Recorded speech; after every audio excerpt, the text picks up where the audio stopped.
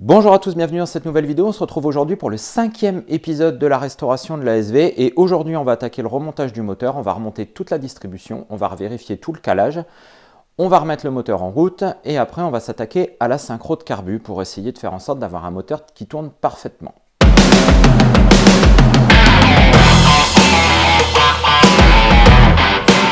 Donc là, ce que je vais faire, je vais remonter le cylindre avant parce que ça, il n'est pas évident à filmer, on verra pas bien. Donc ça, je vais le remonter hors caméra.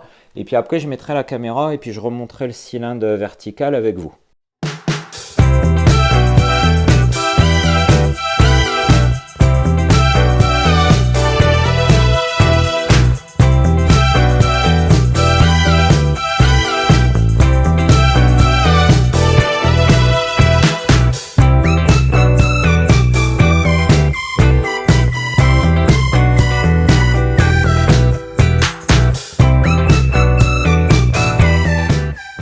Alors j'ai fini de tout remonter, donc là ce cylindre là est remonté et calé, celui-là il est remonté, calé aussi, il ne me reste plus qu'à remettre le cache au dessus. J'ai fait 2 tours moteur pour vérifier que tout va bien et je me suis rendu compte qu'il y avait un souci en fait sur la moto. Alors en fait j'ai comparé les photos que j'avais faites quand j'ai fait le démontage et puis quand j'ai remonté je regarde mes photos et puis je vais pour replacer mon arbre à cam et ça allait pas du tout, j'étais pas du tout sur les points de calage qu'il y a dans le manuel d'atelier et en fait je me suis rendu compte que le moteur était mal calé. Je sais pas bien ce qui s'est passé, je sais pas ce qu'ils ont fait, c'est assez bizarre. Du coup je trouvais le moteur, si vous réécoutez quand on l'a mis en route, il faisait quand même un bruit qui était assez bizarre. Et en fait, il était mal calé. Donc là, je l'ai parfaitement calé. Je me suis fié au manuel d'atelier. C'est assez surprenant quand même. Mais là, il est parfaitement calé comme la config du manuel d'atelier. Donc là, ce qu'on va faire maintenant, c'est qu'on va recontrôler le jeu aux soupapes pour voir ce que ça donne. On va revérifier, on va compléter le tableau. Et puis, si tout est bon, on va pouvoir refermer. Alors, je viens de recontrôler le jeu aux soupapes, mais du coup, j'ai pas exactement les valeurs qui étaient prévues parce que je pense que comme mon moteur, il était pas bien calé... j'étais pas pile poil dans la bonne position quand j'ai fait la première mesure, mais là avec le moteur bien calé, à l'échappement je suis à 0,23, 0,24 sur le cylindre arrière, donc on est parfait parce qu'on doit être entre 0,20 et 0,30. Donc là on est bon pour notre jeu aux soupapes, il est ok, on va pouvoir refermer le moteur.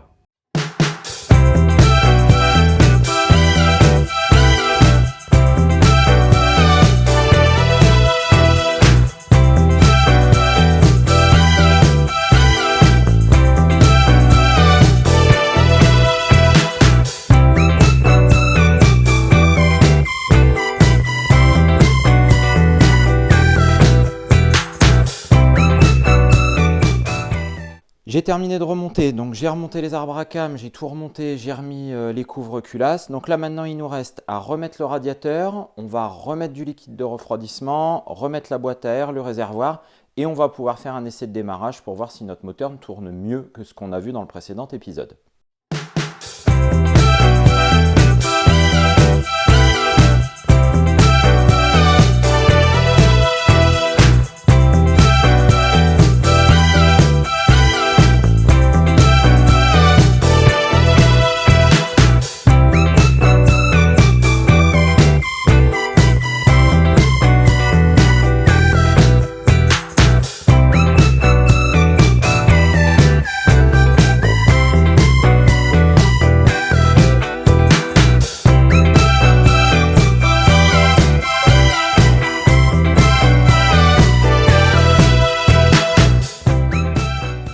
Alors j'ai fini de tout remonter, donc on va refaire un essai de mise en route et puis on va voir si le moteur tourne mieux là avec un calage qui est correct. Et puis on a résolu aussi normalement la fuite à l'échappement.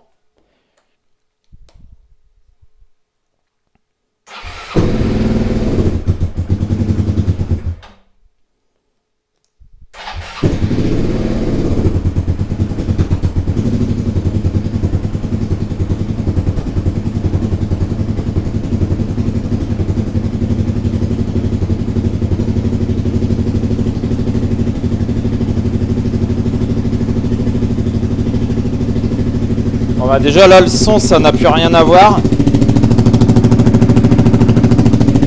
Là ça fait vraiment un son de bicylindre. des fuites ici, mais...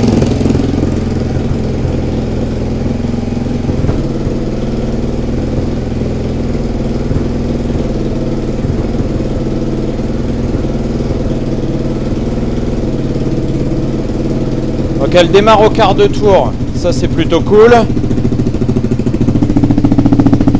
Ça sonne beaucoup mieux. J'ai encore une fuite à l'échappement.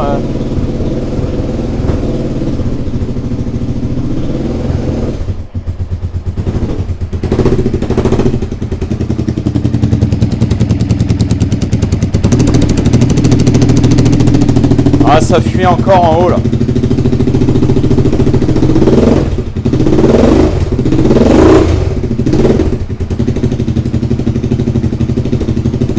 Je vais être obligé de changer les joints, j'ai toujours une fuite en haut là.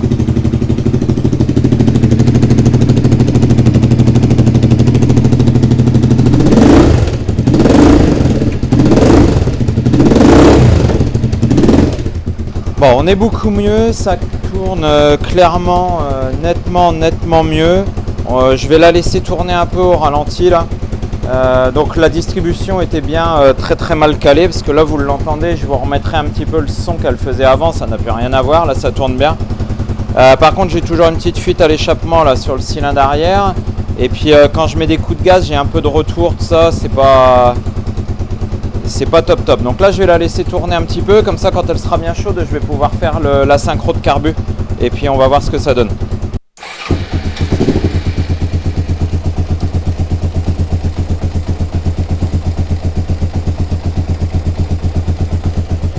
Ah oui, d'accord. Ok.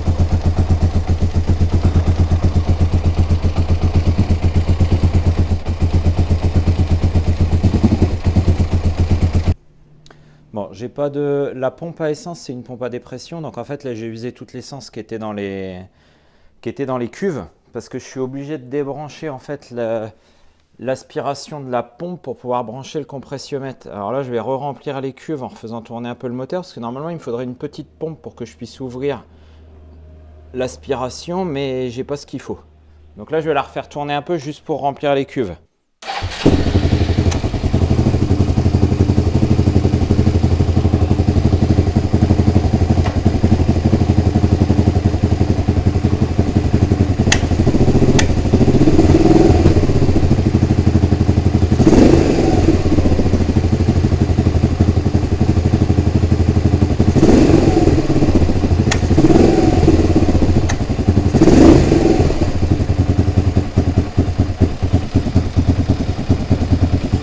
En fait, je viens de redémonter la rampe de carbu parce que j'arrive pas à avoir la synchro. J'ai un cylindre qui aspire beaucoup moins que l'autre. Donc comme je n'avais pas fait de synchro à la pige avant de remonter les carbus, c'était une erreur. Du coup, là, ce que j'ai fait, c'est que j'ai démonté la rampe de carbu et je viens de faire une première synchro à la pige. Donc j'ai pris deux forêts de même diamètre. J'en ai mis un sur un papillon ici.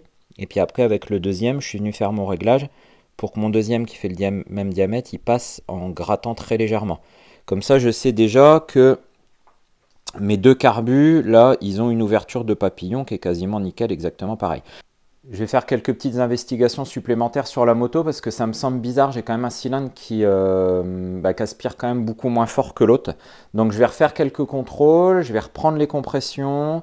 Je vais pouvoir passer une petite caméra endoscopique là dans l'admission pour regarder un petit peu si je vois la tête des soupapes, voir un petit peu ce que ça donne.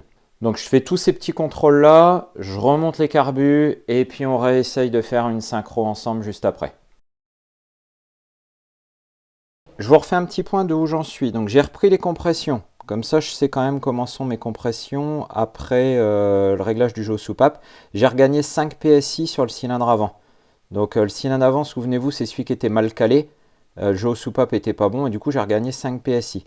Donc là, franchement, on est pas mal parce que je suis à 185 PSI sur le cylindre arrière et 180 sur le cylindre avant avec 5 de décalage. Donc franchement, le moteur, il a vraiment l'air en bonne santé. Ensuite, j'ai regardé encore d'un peu plus près au carbu et regardez ce que je viens de trouver. Alors, ouais, j'espère que la mise au point va se faire. Non, on voit rien. Voilà. J'ai démonté les... En fait, j'ai repris mes vis de richesse et je me suis rendu compte que j'ai une vis de richesse qui avait cassé. C'est la première fois que je vois ça. Vis de richesse toute neuve, la petite pointe là a cassé. Donc forcément, elle était bloquée fermée. J'avais mon cylindre avant qui tournait complètement pauvre et ça ne pouvait pas marcher. C'est pour ça que j'arrivais pas à faire la synchro et que ça n'allait pas du tout. Donc heureusement, j'ai gardé les anciennes. Donc du coup, je vais remettre l'ancienne vis. Et puis on va remonter tout ça et voir ce que ça donne. Bon, je vous refais un petit point. Je vous explique ce que j'ai recontrôlé, je vous explique où on en est. Donc là, quand la moto elle est chaude, j'ai toujours des petites pétarades. Donc en fait, ce que j'ai fait, c'est que j'ai contrôlé les bobines. Donc j'ai pris la résistance des bobines. Les bobines, elles sont bonnes. J'ai contrôlé mon capteur d'allumage. Il est bon. J'avais redémonté mes carbus. Là, j'ai tout remonté. Je fais tourner la moto, je la fais chauffer. J'ai toujours des petites pétarades. Puis là, j'ai une lumière. Tout simplement, il y a un truc que j'avais pas fait. J'ai cherché compliqué avec mes bobines ou tout ça. Mais j'ai même pas regardé si j'avais une prise d'air au niveau des pipes d'admission. Donc ce que j'ai fait, c'est que j'ai laissé tourner la moto, j'ai pris du nettoyant frein, j'ai pulvérisé un peu de nettoyant frein sur mes pipes d'admission. J'ai fait ça sur mon carbu du cylindre arrière, aucun problème. Et quand j'ai pulvérisé sur le carbu du cylindre avant, le régime moteur a accéléré. Donc en fait, j'ai une prise d'air au niveau de la pipe d'admission du carbu avant. Donc il va falloir que je redémonte, il faut que je regarde l'état de ma pipe d'admission. Mon collier il est serré à fond, le carbu il est bien rentré dedans, le collier il est serré à fond. Donc je pense en fait que le caoutchouc de la pipe d'admission, à mon avis, c'est une hypothèse, j'ai pas encore démonté, mais je pense que le caoutchouc il est tout mou et que même collier serré à fond, j'ai pas un bon serrage sur mon carbu. Donc je vais redémonter ça, je vais regarder l'état et je vais voir s'il faut que je change la pipe d'admission ou si en mettant un collier qui serre un peu plus fort, j'arrive à m'en sortir. Je vais quand même vous faire écouter ce que ça donne. Donc là on entend bien, paf, on a une petite déflagration. Et en fait si je prends un peu de nettoyant frein et si je le pulvérise là, hop, direct mon régime il accélère. Voilà, donc je peux pas faire de synchro évidemment tant que ça c'est pas réglé. Donc là on va essayer de solutionner ce problème. Alors, j'ai démonté le collier, donc ça c'est le collier d'origine dessus. Et l'inconvénient de ce collier là, c'est qu'il y a un moment où mes deux pattes là elles sont embutées, puis du coup je peux plus serrer plus fort. Et comme j'ai l'impression que là je suis à fond. Et comme j'ai l'impression que ma pipe d'admission, le caoutchouc il est un peu ramolli, j'arrive pas à bien la serrer. Du coup je vais essayer un collier comme ça. J'ai un collier comme ça en stock, on va faire un test. Je vais le mettre, avec celui-là je pourrais serrer un petit peu plus fort et puis on va voir si c'est suffisant. Bon, c'est un échec, ça n'a pas marché, donc j'ai bien peur que la pipe d'admission soit craquelée et que malgré le collier, j'ai toujours une prise d'air, j'ai toujours une entrée à cet endroit-là. Donc je peux pas faire la synchro et puis malheureusement je vais être obligé de tout redémonter et je pense que je vais être obligé de changer la pipe d'admission. Donc ça m'embête, ça fait encore des délais, là, ça fait encore attendre des pièces. Mis à part cette petite prise d'air, le moteur il tourne bien, donc je pense que je vais en rester là sur le moteur. On va commencer à s'attaquer à la partie cycle, et puis en parallèle j'essaierai de trouver une pipe d'admission, je vais la commander, et puis on remontera. Puis logiquement ça devrait bien tourner, il nous restera que la synchro à faire. Donc là ce qu'on va plutôt faire sur la fin de cet épisode, c'est qu'on va commencer à démonter la partie cycle. Donc là l'idée, c'est de démonter les roues, enlever les pneus, les disques, ça pour pouvoir les nettoyer, les poncer, les repeindre. Je veux démonter la fourche pour refaire un entretien complet et si j'arrive pas à bien nettoyer les tubes, je vais les repeindre aussi. Et j'ai mon bras oscillant aussi que je voudrais démonter, ça va permettre de tout regraisser nickel. Et le bras oscillant il est un petit peu abîmé sur le côté, donc là l'idée ça va être d'essayer de faire un petit mastic dessus, le poncer et refaire une peinture aussi. Donc là on va passer là-dessus, on s'attaque au démontage.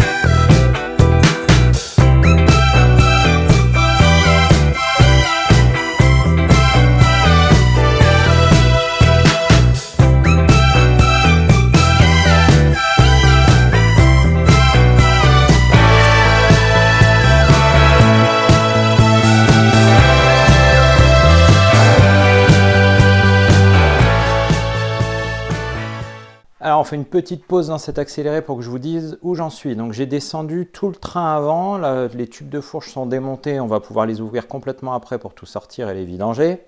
J'ai démonté les roues avant-arrière, j'ai enlevé les pneus, j'ai enlevé les disques de frein. Donc là, les jantes, c'est pareil, la prochaine étape, ça sera nettoyage, ponçage. Il me reste juste le bras oscillant à démonter, mais j'ai pas pu le démonter parce que sur le côté droit, il faut une douille spéciale. Donc je l'ai commandé, je l'attends et je termine dès qu'elle est arrivée. Donc là, ce que je vous propose, c'est qu'on s'attaque au démontage de la fourche. Donc je vous pose, je remets de la musique, petit accéléré et on se démonte les 2 tubes de fourche.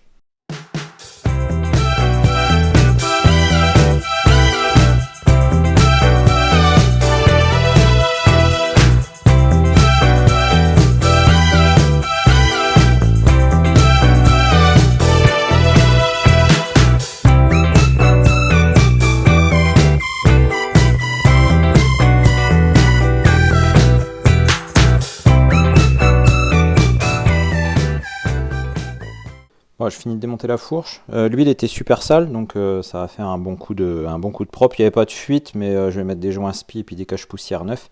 Et je sais pas encore trop ce que je vais faire des fourreaux, parce qu'en fait j'avais prévu éventuellement de les repeindre, parce qu'ils ont pas mal de petits éclats. Donc par contre ils ont été polis en fait. Là on voit les traces. Donc je vais déjà essayer de les nettoyer. Je vais essayer de repasser un coup de papier dessus, voir si j'arrive à les revoir propres. Si j'arrive à les revoir propres, bah, je laisse comme ça. Et si j'arrive pas à les revoir nickel, bah, on va essayer de passer par la casse peinture. Après j'ai démonté les jantes et les pneus. Donc ça bah, c'est prêt à être nettoyé. Donc là les jantes je vais leur faire un bon coup de propre, elles sont toutes sales. Et puis je vais les poncer pour les repeindre. Parce qu'elles ont, elles ont des petits nions, enfin elles sont pas nickel. Je vais les nettoyer. Et une fois nettoyées, on avise, mais il y a de grandes chances que je les repeigne, je pense. Ça leur fera pas de mal, elles seront quand même beaucoup plus belles, je pense. Alors, je viens de recevoir mon petit outil là pour démonter le bras oscillant. Du coup, ça va être la dernière étape, dernière chose qu'il nous reste à faire. On va démonter le bras, comme ça on aura les jantes, le bras oscillant et les tubes de fourche qu'on pourra nettoyer, poncer, repeindre, refaire nickel. Mais ça sera pour l'épisode 6. Donc là, on y va, on démonte le bras oscillant.